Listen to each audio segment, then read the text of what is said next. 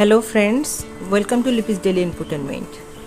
বন্ধুরা, আজকে গ্রামে গঞ্জের আনাচে কানাচে বেড়ে ওঠা অবহেলিত একটি শাক আমরুল।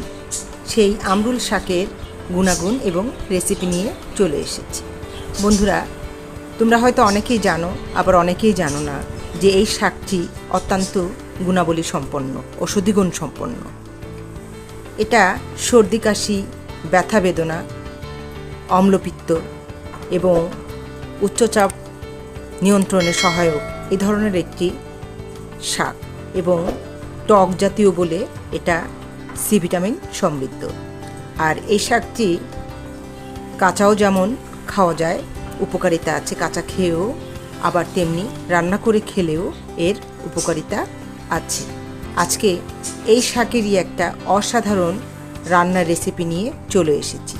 ঝক্কি ঝামেলা ছাড়াই এই শাকটি কিন্তু খুব সহজেই রান্না করে নেওয়া যায়।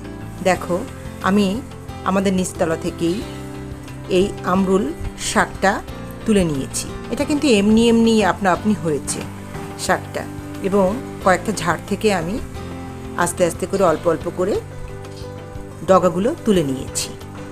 এবার শাকগুলোকে ঝেড়ে মুছে ভালো করে পরিষ্কার করে ধুয়ে নিয়েছি। ধুয়ে নিয়ে আমি আজকে এটা শোলটাকি মাছ দিয়ে রান্না করব। ছোট্ট একটা শোলটাকি মাছের কিছুটা মাথার কাছের অংশ এবং লেজের কাছের অংশ টুকরো করে নিয়েছি। যে কোনো মাছ দিয়ে এটা রান্না করা যায়, ছোটো মাছ দিয়েও রান্না করা যায়, আবার কেউ ইচ্ছে করলে শুধু টক রান্না করেও খেতে পারো। কড়াইতে তেল দিয়ে দিয়েছি আর দিয়ে দিয়েছি গোটা সরিষা দানা। খুব সিম্পলভাবে আজকে রান্নাটা, অথচ এত টেস্টি, বন্ধুরা না খেলে বুঝতেই পারবে না, মনে হবে শুধু খাই আর খাই। সরিষা চিটচিট করে ফুটে উঠলে, একটা ফোড়নের গন্ধ আসলে সাথে সাথে আমরুল শাকটা দিয়ে ভালো করে নেড়ে নেব। আর দিয়ে দিচ্ছি পরিমাণ মতো হলুদ আর লবণ। ব্যাস বন্ধুরা, কিছুক্ষণ নেড়ে চেড়ে ভেজে রাখা শোলটাকি মাছটা দিয়ে নেড়ে দেবো কিছুক্ষণ। তারপর সামান্য আদা এবং সামান্য জিরা বাটা দিয়ে দিচ্ছি। ব্যাস বন্ধুরা, এত অল্প মশলাতেই হয়ে যাবে আজকের এই চমৎকার রান্নাটা। এবার নেড়ে চেড়ে সামান্য কষিয়ে নিয়ে সামান্য জল দিয়ে দেব।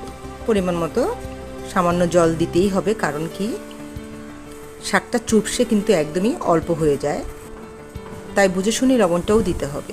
কেননা যেহেতু চুপসে যাবে, কম হয়ে যাবে, তাই লবণ কম বেশি হলে সেক্ষেত্রে স্বাদটা পাওয়া যাবে না ঠিক মতো।